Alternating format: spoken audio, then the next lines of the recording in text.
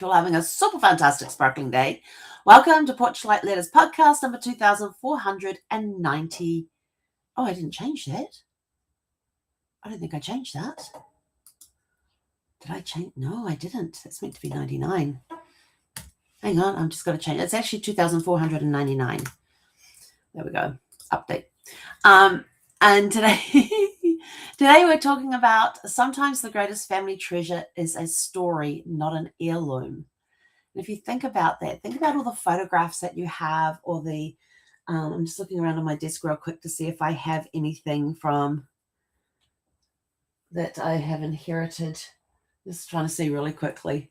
The only thing I have, it's not really an heirloom or a little heirloom or anything, but this we were in Hawaii in Christmas of 2000, and we went into this little shop that they had, and this is made out of, I believe it's whalebone. But it was something that my husband liked and wanted to get it for his mum for for Christmas, because we're on Christmas time. That's right, we're at Christmas. And so we got, I kind of have a love-hate relationship with it. I mean, it's kind of cute, but it's not. But this is the only thing that I've got. It's this little, cheapers. Oops. It didn't break, thank goodness for that. I'll learn to hang on to it. It's this little Buddha thing. Hang on, where's my thing? There. I mean, he's not the, let's see if I can get him up there, get a little bit more light on him. It's not the prettiest of things. It's got those cute little and things on the back and all of that. I don't know which little Buddha thingy it is supposed to be, or what it is exactly supposed to be. But that, out of all the ones they had there, I kind of thought this one was laughing when I saw it, and so that's why we got it. We thought he was laughing. And he's all okay. Yep, he's all okay. So that's the only thing I kind of got, that we got her, and when she passed away, we were able to get it back. But I'm just looking around and seeing, usually I have stuff on my desk that's from somewhere that somebody's given me at some point over time, or something that I have inherited. That one kind of is an inheritance thing, I guess. It's just something that we gave to my mother-in-law and got it back when after she passed. But sometimes there's little trinkets, there's photographs. Oh yes, I have slews of photographs in my closet over here. I have 4 suitcases of photographs from my grandmother. My aunt sent them to my brother, who gave them to me, and I'm going through, and I'm in the, haven't started yet because I needed to get the house sorted first, but I have carts set up to sit there and start going through the photographs and figuring out who's in the photographs, that sort of thing, so we can get them all scanned and digitized and that sort of stuff. And up there in the black, under the black cover that you can see there behind Casey Kiwi, that black thing, is the scanner. The only problem is I'm missing part of, well, I have the scanner and I can run it on the power here, which is good. And the only thing I'm missing, because it's still sitting in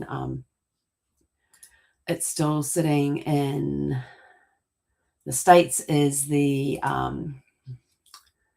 it's kind of like a laptop thing, but it's a PC thing, tablet / laptop thing. I don't even know what it's called, but it's PC based, because that scanner only operates on PC. And yeah, Brad wasn't happy when he found that one out. But once we get that here, I can get everything set up and I can start scanning photographs, which is going to be awesome. So today we are talking about that sometimes the greatest family treasure is a story, not an heirloom. So when people think about family treasures, they often picture jewelry, photographs, antiques, or heirlooms passed down through generations. And like I said, I usually have stuff around that's been passed down, but right now I actually don't have anything like that on my desk. No, I don't. No, not even in my books. Because I don't have the Poldark collection. If I had the Poldark paperback collection up on my bookcase, that would have been from my grandfather. My grandfather loved to read, and that was one of his favorite series. And I haven't actually read them, but I have seen the TV series of Poldark. That was really good. I'm just trying to, nope, I don't see anything. But sometimes the most valuable thing a family can preserve is a story. Yeah, and you all know how big I am on stories and getting the stories and writing them down, finding some way to honor that memory of that story and record it. The story of how grandparents met, why a family immigrated, the hardships that were overcome. Let's see what else. traditions that have been passed down through generations. Why have those traditions been passed? How did they get? Was there is there a story for the beginning of the tradition and how it got carried forward? Sacrifices made for future generations. The small everyday moments that help shape a family recipe. Yes, you've got the recipe there in the family recipe book and that, but what's the story behind it? Objects can be lost, photographs can fade, and documents can disappear, but stories have the power to keep people alive in memory long after they're gone. Think of all the stories that you have of your ancestors that have passed. A simple conversation with a parent, a grandparent, an aunt, an uncle, older relatives that can uncover family history may never exist in any official record. That's why genealogy is not only about collecting documents, it's about listening, recording, preserving, remembering, because one day the stories we saved today may become the greatest treasure future generations inherit. And this is why we have started up legacy anthems, because another way that you can record your story is through song. And I actually did a demonstration we have a part of Xanakin Studios. We have AI open office every Friday morning between, got to get this right, 10 a.m. and 10 a.m. and 11 a.m. Mountain Time every Friday. And we learn different things using AI, different AI tools that are out there, how they can help us save time and money in our business. And one of the things that we did about 3 or 4 weeks ago was I did a presentation on my process of writing a song, putting it to music and releasing it. Because I will write as if you've been following me for a while, you know that in 2020 and 25, we released that I had a song that I wrote in 2024.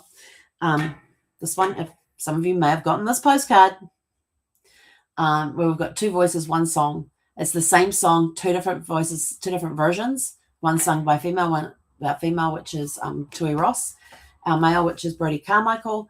And then on the back, there was a QR code. And if you scan the QR code, you get taken to the YouTube channel where it is, and you play those 2 versions and vote for which one is your favorite.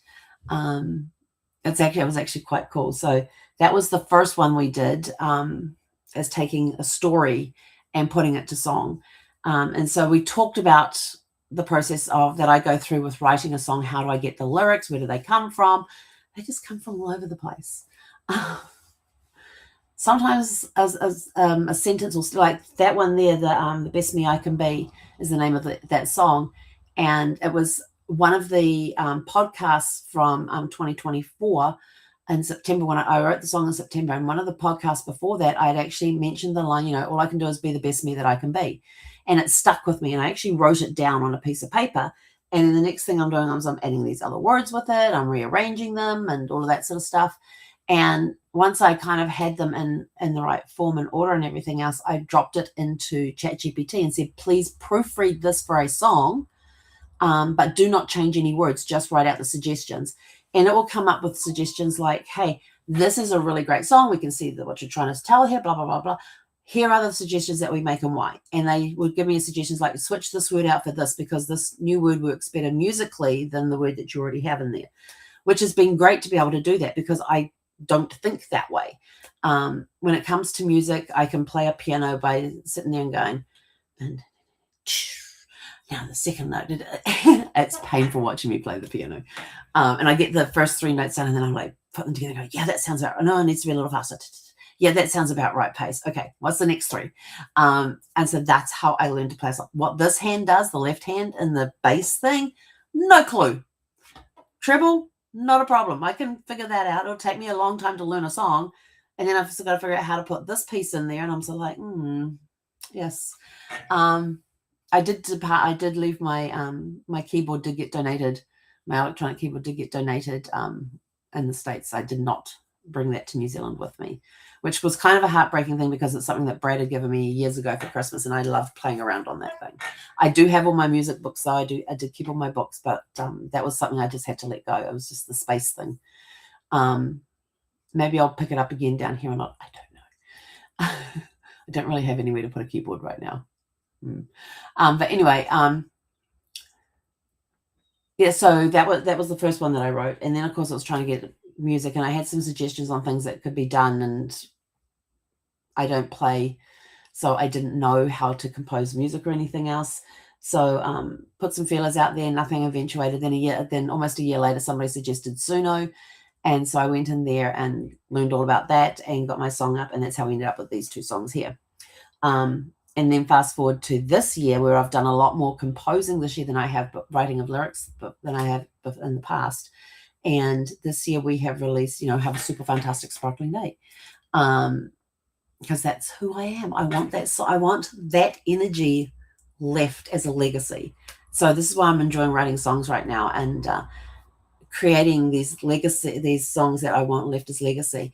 One that we released about a month ago was on the outside looking in. And that one is about how sometimes you feel like you're in a group situation and there's plenty of family around and all of that sort of stuff, and you're talking all that, but you don't actually feel part of what is going on. You're just somebody who's sitting on the outside looking in, and you're afraid to take that next step to put yourself out there and things like that. So it's a really cool song too. And so that's doing pretty well all of these have been released on Spotify as well. And then we have, because America's celebrating 250 years this year on the 4th of July. So we wrote America Celebrates 250 years is what we've called the song. And we've got this gorgeous, they kept coming up and I was like, no, it's not working. I said, I need a baritone. So in the style, we changed it to a baritone voice, patriotic country, just a good old boy.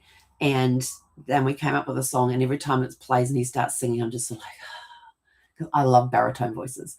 And he's got AI singer's got a very beautiful baritone voice. So that one's out now and prep for 4th of July. And then the one we have released most recently is No Matter What Happens. No Matter What Happens is a story that took place over about a 14-hour time period, from when I wrote it on the whiteboard to when the dawn broke the following morning. And during that 14-hour period, Brad passed. So that's about what I went through during that whole time. And it talks about it's a beautiful song. And in Tui here, we had her sing it, and to me, it's perfection. And that's a story of a 14-hour time period, the night that Brad passed, what I went through during that time. It doesn't tell the full story, but it tells most of the story. I mean, there's a lot of stuff that went in there about, me kissing him goodnight and telling him I'd see him that, it was time to rest and I'd see him the next day, and not being able to sleep that night. I was very restless. And then the caregiver came in around 4 o'clock in the morning to tell us that he was non-responsive, and he was already gone. By the time I got down there, he was gone. So, there's a lot of other stuff that happened during that time, but this was more about what I was going through. And when I, up until then, I'd always said, that I was super fantastic and sparkling. But when I saw that whiteboard and I knew I needed to change it, I wrote there, and I can't even tell you where this came from, but what flowed out of the end of the pen said, no matter what happens, today is always, and always is in capitals, super fantastic and sparkling. The image for the song is the photo of the actual whiteboard, of how it was written. And that became my mantra. So that from that day on, it became my mantra. No matter what happens, today is always super fantastic and sparkling. And across the bottom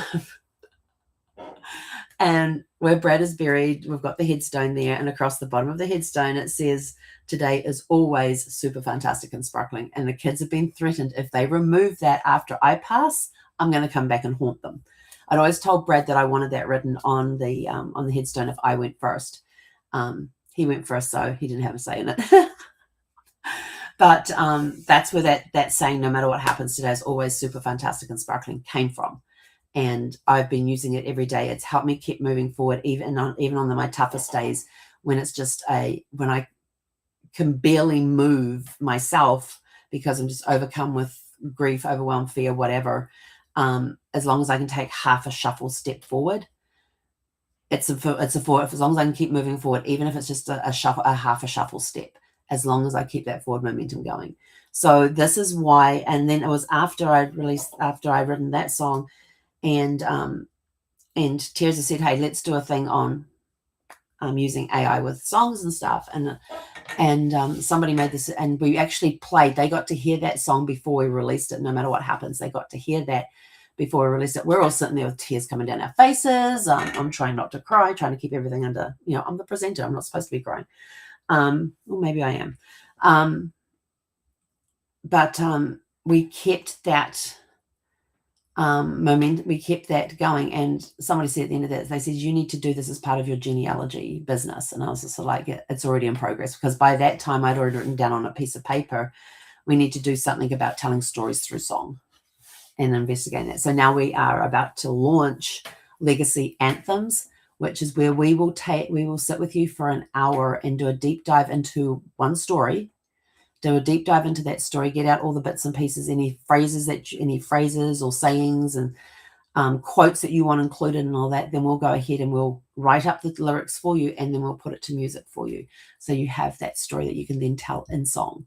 And they're called Legacy Anthems. And if you want to know more about them, just come up here and scan this QR code. Yes, it's the same QR code that you can book a 30-minute discovery call with. Come up here if you want to talk about Legacy Anthems. Come and check this out as well. For anybody who books a time with us, we have a document that we can send you, which has 50 questions on there. I think it's 50. Hang on, I got to go check, see how many I've got in there.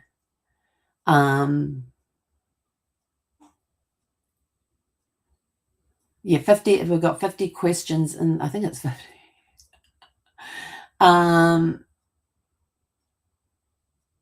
Yeah, we're going to do before it's the handout is called Before It's Gone, and it has 50 questions on there that you can ask. Things like, what did your grandparents do for a living, and what were they like? Were there any specific family traditions regarding birthdays or holidays, and do you still do them today? What is one thing you wish you had asked your parents before they passed away, if your parents have passed? What is a hobby or skill you possess that you wish you had more time for? Things like that. What does the spirit of our family feel like to you in just one word? What was the sound of your childhood home? Either, for example, a ticking clock, a screen door that would bang or squeak, music. What sort of music was always playing in the house? What is the most important lesson life has taught you so far? So we've got some really cool questions in there. So if you want to get a copy of that list, just come up here, book a discovery call with us, and we will send that out to you. So with that, we are wrapping up today. If you want to know more about Legacy Anthems, just scan this 30-minute discovery call QR code up here. You'll also get a copy of the 50 questions, and we will get that time set up with you to talk more about Legacy Anthems, what's included in the package, and things like that. So, and if you want to hear, I didn't have it set up. Hold on, hang on. No, hang on. I do.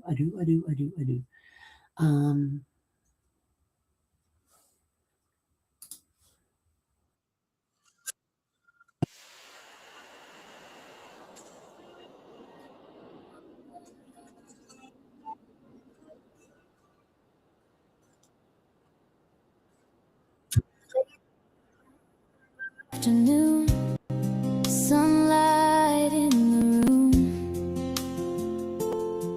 You were resting in your bed while I held your hand. There was a whiteboard on the wall, still said welcome home. I remember looking up, thinking I should change that.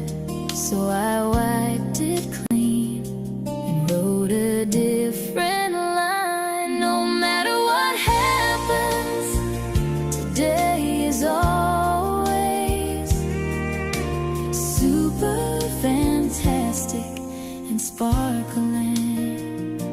Even when the heart is breaking and the road is dark and long, there's a spark in the sorrow, there's a light in the pain, and somewhere above the clouds the sun still shines the same. No matter what happens,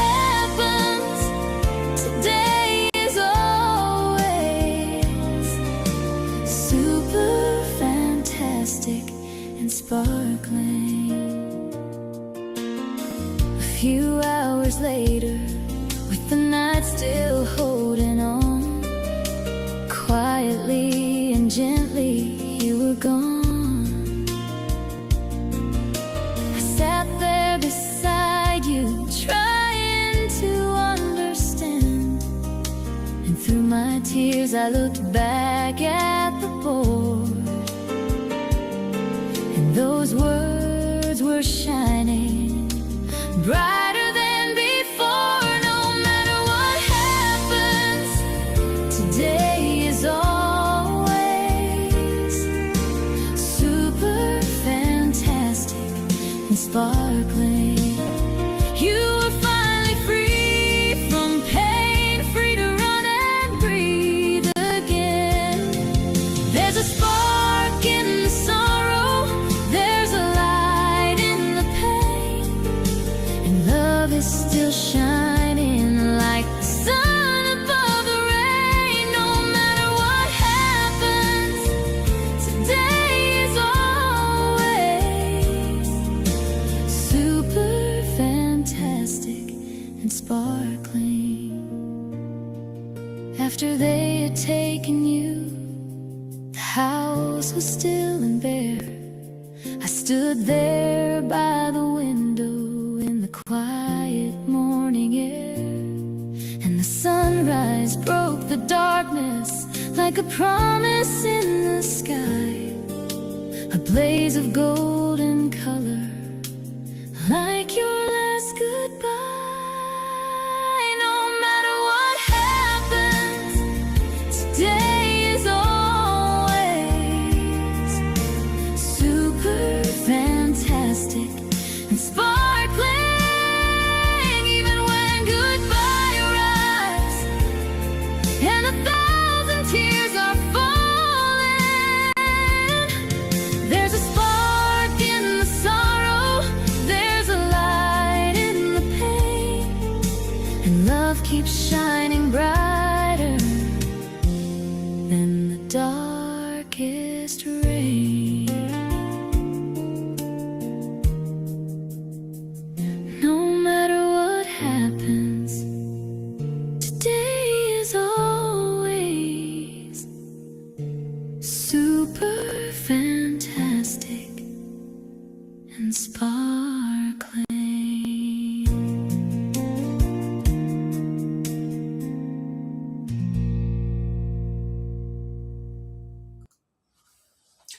And that is, sorry, and that is a legacy anthem.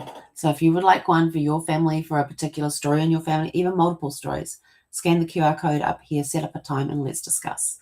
So go out tonight, have a super, go out this evening, hug your loved ones close, let them know that you love them. Sorry, that song always gets me. Tell them that you love them, and go out and have a super fantastic sparkling evening, and we'll catch you guys back here tomorrow evening at 6 p.m. Pacific. He konera.